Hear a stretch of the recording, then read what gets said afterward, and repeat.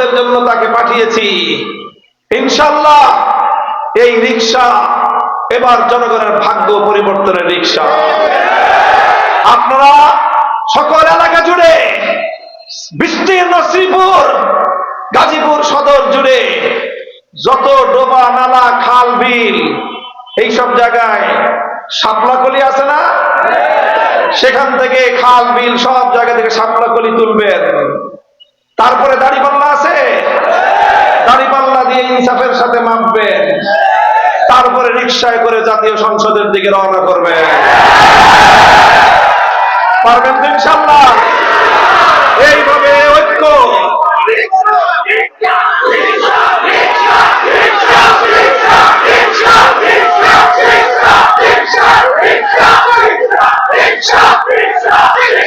ইনশাআল্লাহ 12ই ফেব্রুয়ারির এই নির্বাচন, এটা হলো দুর্নীতির বিরুদ্ধে নির্বাচন। 12ই ফেব্রুয়ারির নির্বাচন বাংলাদেশের রাজনীতি থেকে সন্ত্রাস এবং গুন্ডামিকে ঝাঁটাপেটা করে বিদায় করার নির্বাচন। ইনশাআল্লাহ আল্লাহ পাক রব্বুল আলামিন সাহায্য করবেন।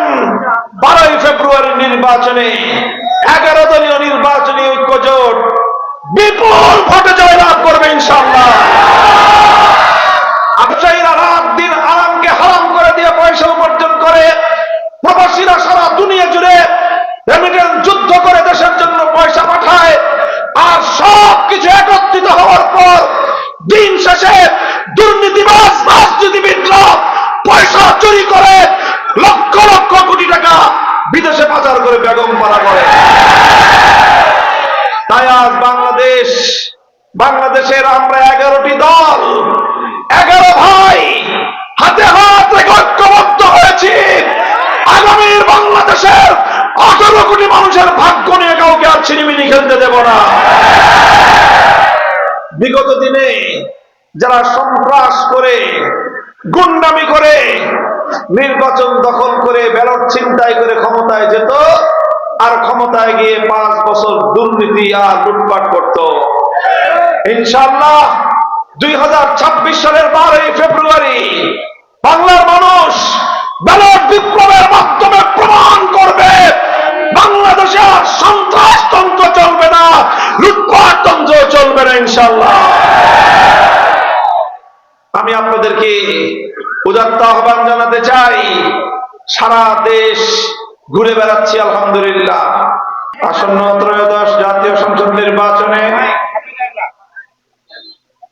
11 দলীয় নির্বাচনী ঐক্যের পক্ষ থেকে বাংলাদেশ খেলাফত মজলিসের প্রতীক রিকশা মার্কার মনোনীত প্রার্থী মাওলানা ইহসানুল হকের নির্বাচনী জনসভায় উপস্থিত সংগ্রামী সভাপতি, উপস্থিত বাংলাদেশ জামায়াতে ইসলামী, বাংলাদেশ খেলাফত মজলিস, জাতীয় নাগরিক পার্টি এনসিপি সহ শরিক দল সমূহের নেতৃবৃন্দ, সর্বস্তরের শ্রীপুর এলাকাবাসী, শ্রীপুর ও গাজীপুর সদর আংশিক, গাজীপুর 3 নম্বর আসনে রিকশা প্রতীক নিয়ে মাওলানা ইহসানুল হক আপনাদের দুয়ারে দুয়ারে গিয়েছে এবং আগামী 12ই ফেব্রুয়ারি যে নির্বাচন অত্যাসন্ন, সেই নির্বাচনে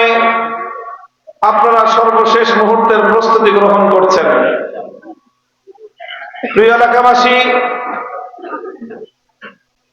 এবারের যে নির্বাচন অনুষ্ঠিত হচ্ছে ইতিহাসের একটি বাক বদলের মুহূর্ত এটি।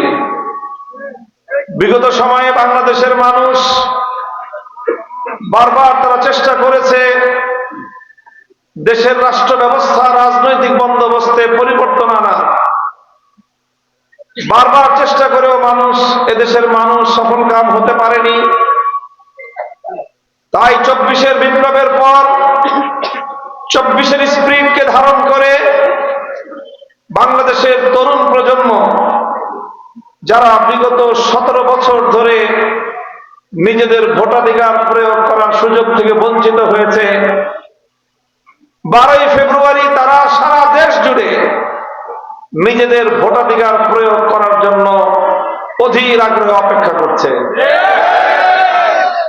17 বছরে বিনা ভোটের নির্বাচন, রাতের অন্ধকারের নির্বাচন, আমি আর দামি প্রার্থীর নির্বাচন, এই করতে করতে 17 বছর পার। 17 বছর আগে যাদের 18 বছর হয়েছে, 17 বছর আগে যাদের 18 বছর হয়েছিল এবং ভোটাধিকার ভোটের বয়স হয়েছিল, এখন তাদের বয়স হলো 35 বছর। অর্থাৎ বর্তমানে বাংলাদেশের 35 বছর পর্যন্ত বয়সী কোনো মানুষ জীবনে ভোট কি জিনিস সেটা দেখে নাই, জানে না। এটাই জাতির জন্য, এই জাতির তরুণ প্রজন্মের জন্য চরম দুঃখকর একটি বিষয়। এই যে একটা অচল অবস্থা তৈরি হয়েছে, বাংলাদেশের মানুষ ভাত আর ভোটের অধিকার আদায়ের জন্যই 1971-এ মুক্তিযুদ্ধ করেছিল। 1970-এর জাতীয় নির্বাচনের পর এদেশের মানুষের ম্যান্ডেট এবং গণরায়কে যখন বন্দুকের নল দিয়ে উপেক্ষা করার চেষ্টা করেছিল শাসক গোষ্ঠী, তখন পশ্চিম পাকিস্তানি সেই শাসক গোষ্ঠীর বন্দুকের নলের শক্তিকে পরোয়া না করে বাংলার স্বাধীনতা প্রিয় মানুষ তারা বুলেটের সামনে বুক চিতিয়ে দাঁড়িয়ে গিয়েছিল। ঠিক একইভাবে আবার যখন স্বাধীনতার 52 বছর পরেও বাংলাদেশের মানুষের ব্যালটের অধিকারকে বুলেটের শক্তি দিয়ে ছিনতাই করার চেষ্টা করা হয়েছিল, আবার যখন মানুষকে তাদের ন্যায্য অধিকার এবং সম্মান থেকে বঞ্চিত করার চেষ্টা করা হয়েছিল, তখনই জালিমের বুলেটের আঘাতে আবু সাঈদরা বুক পেতে দাঁড়িয়ে গিয়েছিল। তাই এবারের নির্বাচন এটা বহু শহীদের রক্তের ঋণের নির্বাচন। এবারের নির্বাচন বাংলাদেশকে তার শত শত বর্ষের হাজারো লাখো শহীদের রক্তের বিনিময়ে দেশ জাতির আকাঙ্ক্ষা এবং অভিপ্রায় বাস্তবায়নের নির্বাচন। এবং এই নির্বাচন হলো বাংলাদেশের রাজনীতির কাঁধ থেকে, রাজনীতির পিঠের উপর থেকে সওয়ার হওয়া সমস্ত ভূত তাড়াবার নির্বাচন। বলবেন ভূত আবার আসলো কোত্থেকে? বাংলাদেশের রাজনীতিতে বড় বড় দুইটা ভূত সওয়ার হয়ে বসে আছে। 1 নম্বর ভূতের নাম হলো গুন্ডামি আর সন্ত্রাসী। 1 নম্বর ভূতের নাম কি? গুন্ডামি আর সন্ত্রাসী। বাংলাদেশের সাধারণ মানুষের এমন একটা বিশ্বাস হয়ে গেছে যে 200-400 গুন্ডা পালতে পারে না, সে কি নির্বাচন করবে? সাধারণ মানুষের একটা ধারণা হয়ে গেছে যে সন্ত্রাস করতে পারে না, চাঁদাবাজি করতে পারে না, নির্বাচন করবে কেমনে? মানুষের মনে মনে এই যে ধারণা তৈরি হয়েছে, বছরের পর বছর গুন্ডামি আর সন্ত্রাসী কার্যকলাপ দেখতে দেখতে বাংলাদেশের রাজনীতির পিঠে সওয়ার হওয়া দ্বিতীয় ভূতের নাম হলো লুটপাট আর দুর্নীতি। যারা রাজনীতি করে 54 বছর ধরে যেই রাজনীতি চলে আসছে, ক্ষমতার রাজনীতি যারা করে তাদের অবস্থাটা এরকম, নির্বাচন আসলে 5 কোটি 10 কোটি 20 কোটি টাকা ইনভেস্ট করে নির্বাচিত যদি হয়ে যায়, পরবর্তী 5 বছর সুদে আসলে 20,000 কোটি, কেউ কেউ লক্ষ কোটি টাকা জনগণের সম্পদ চুরি করে বিদেশে পাচার করে। এই হলো 2 ভূত, যার কারণে বাংলাদেশের মানুষ অনেক চেষ্টা মেহনত অনেক পরিশ্রম করা সত্ত্বেও দেশের উন্নয়ন হয় না। লক্ষ্য করে দেখবেন বাংলাদেশের প্রতিটি সেক্টরে এই দেশের মানুষ কতটা পরিশ্রমী। আপনি যদি কৃষকের ফসলের মাঠে যান, দেখবেন এক একজন কৃষক ভোর থেকে সন্ধ্যা পর্যন্ত 12 ঘন্টা 14 ঘন্টা ফসলের মাঠে অক্লান্ত পরিশ্রম করে সোনার ফসল ফলায়। আপনি মিল কারখানায় যান, সেখানে গিয়ে দেখবেন শ্রমিক ভাইয়েরা বোনেরা অক্লান্ত পরিশ্রম করে তারা দেশের জন্য উৎপাদন করে। গার্মেন্টস গুলোতে আমাদের বোনেরা তারা যেই শ্রমটা দেয়, একদিকে তারা সংসার সামাল দেয়, আরেকদিকে তারা পরিবারের সুখ স্বাচ্ছন্দ্যের জন্য আবার কর্ম করে। এইভাবে শ্রমিক শ্রেণী তারা দেশের অর্থনৈতিক উন্নয়নের জন্য অসামান্য অবদান রেখে চলেছে। আপনি দেখেন মজদুর, মেহনতি মানুষ, রাস্তাঘাটে দিনমজুর, রিক্সাওয়ালা, ঠেলাগাড়িওয়ালা, ভ্যান চালক, নৌকার মাঝি, এরা অক্লান্ত পরিশ্রম করে ঘাম ঝরানো পয়সা এক তিল তিল করে তারা পয়সা উপার্জন করে। ক্ষুদ্র এবং মাঝারি উদ্যোক্তা ব্যবসায়ীরা রাত দিন একাকার করে পরিশ্রম করে ধীরে ধীরে অল্প অল্প করে তারা ব্যবসা সাজায়, ব্যবসা প্রতিষ্ঠান গড়ে তোলে। বড় বড় শিল্প উদ্যোক্তারা কর্মসংস্থান তৈরি করে। এইভাবে দেশের প্রত্যেকটা সেক্টর থেকে দেশের জন্য অর্থনীতির যোগান হয়। আর যারা প্রবাসে যায়, বিদেশে যারা যায়, আমাদের বাংলাদেশি, যাদেরকে আমরা জুলাই যুদ্ধের সময় রেমিটেন্স যোদ্ধা বলে বাংলাদেশের মানুষ আখ্যায়িত করত, সেই রেমিটেন্স যোদ্ধা বিদেশিরা, প্রবাসীরা, সেই রেমিটেন্স যোদ্ধা প্রবাসীরা তারা যেই পরিশ্রমটা প্রবাসে করে আমরা দেশ থেকে অনেকে কল্পনা করতে পারবো না।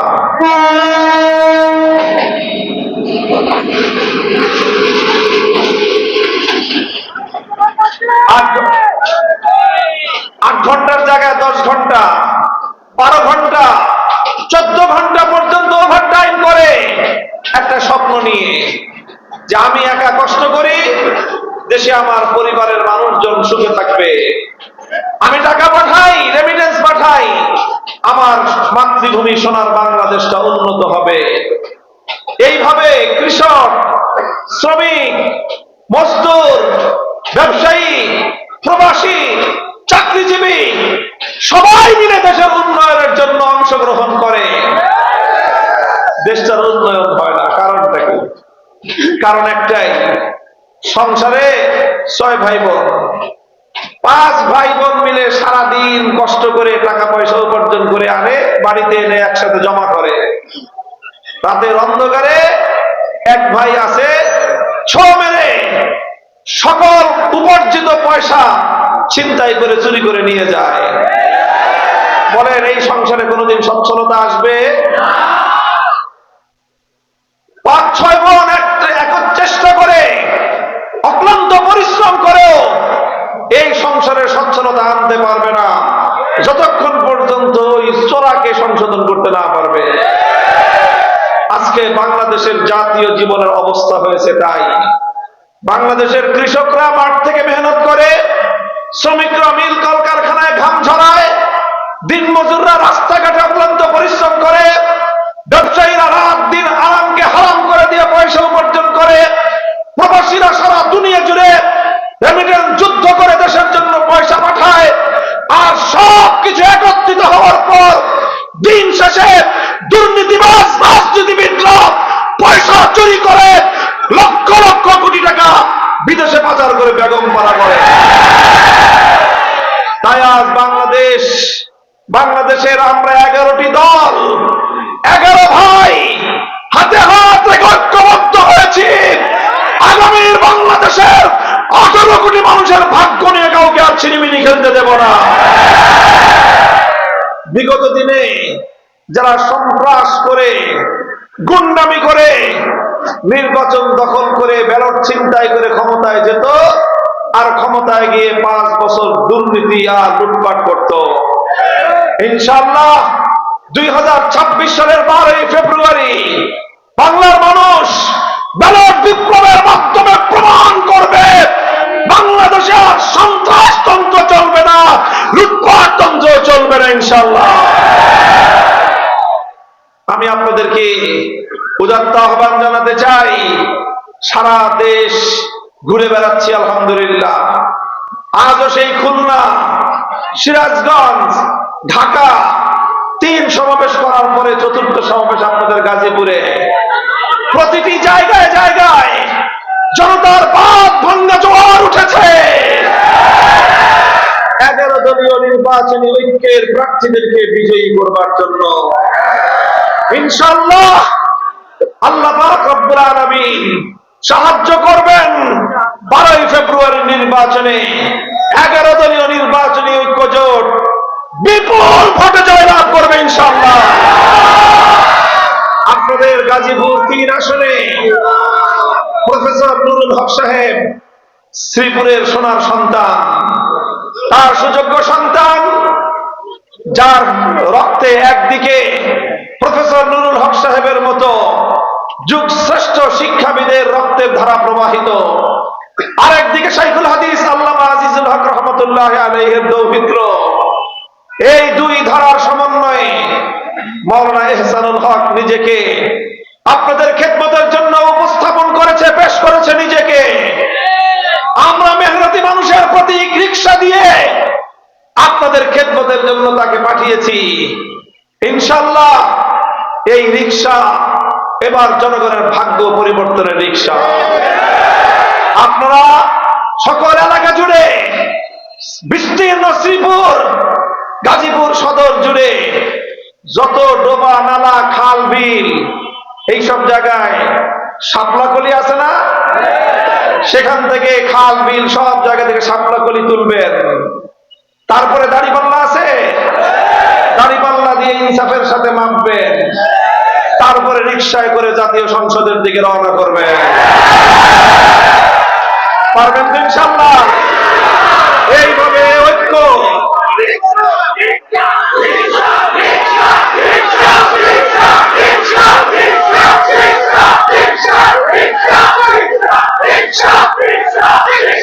ইনশাআল্লাহ 12ই ফেব্রুয়ারির এই নির্বাচন, এটা হলো দুর্নীতির বিরুদ্ধে নির্বাচন।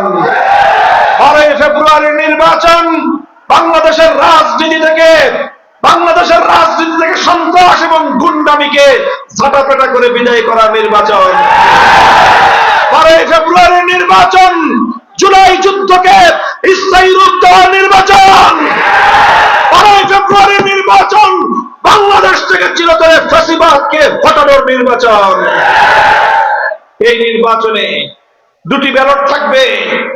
একটা হবে মার্কার ব্যালট, সেখানে আপনারা সিল মারবেন রিকশা মার্কায়। আরেকটা ব্যালট থাকবে মার্কা ছাড়া, হ্যাঁ না ভোটের ব্যালট।